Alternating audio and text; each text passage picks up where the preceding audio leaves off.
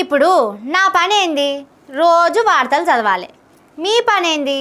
మీరు చేసే కొలువు మంచిగా చేయాలి. రైతులైతే వ్యవసాయం మంచిగా చేయాలి. సర్కారోళ్ళు పాలన మంచిగా చేయాలి. ఇట్లా ఎవరి పని వాళ్ళు చేసుకుంటూ పోవాలి. కానీ మనం చేయాల్సిన పనిని షర్లదోలి పక్కోళ్లకు నీతులు చెప్తే ఎట్లుంటుంది? ఇగో ఇట్లుంటుంది.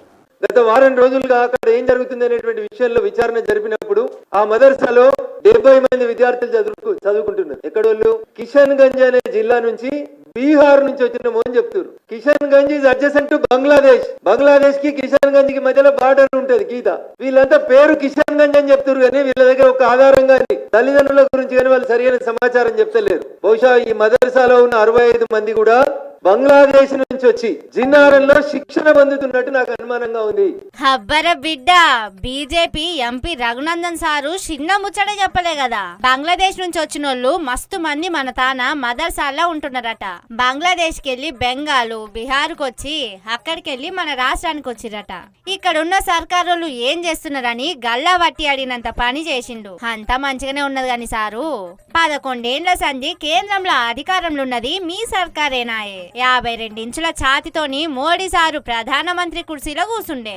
దగ్గరుండి మరి పాకిస్తాన్ కు జవాన్ల పంపి సర్జికల్ స్ట్రైక్ చేసే, బాలాకోట్ కాడున్న ఉగ్రవాదులను విమానాలతోటి కాల్చి చంపే అంత పవర్ఫుల్ మోడీ సారు ఢిల్లీలుండగా వీళ్ళందరూ అక్కడెక్కడి నుంచో ఇక్కడ దాకా ఎట్లొచ్చినట్టు?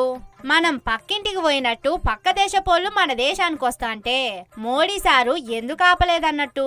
ఇక ఈ ముచ్చటాడు పెడితే ఏడాది సంధి కేంద్రంలో హోంశాఖకు చిన్న మంత్రి కూడా మన బండి సారేనాయే. మరి ఆయనేం పని చేస్తున్నట్టు? రఘునందన్ సారు మాటలేందో ఏమో పోన్రి. ఈ నడుమ సారేం మాట్లాడినా బీజేపీని తిట్టినట్టు, కాంగ్రెస్ ను నెత్తికెత్తుకున్నట్టే ఉంటున్నది. మరి సాటుకు రేవంతన్ సార్తో కలిసి ఏమన్నా కొత్త రాజకీయం నడిపిస్తున్నారా ఎట్లని పబ్లిక్ గుసగుసలు పెట్టుకుంటున్నారు.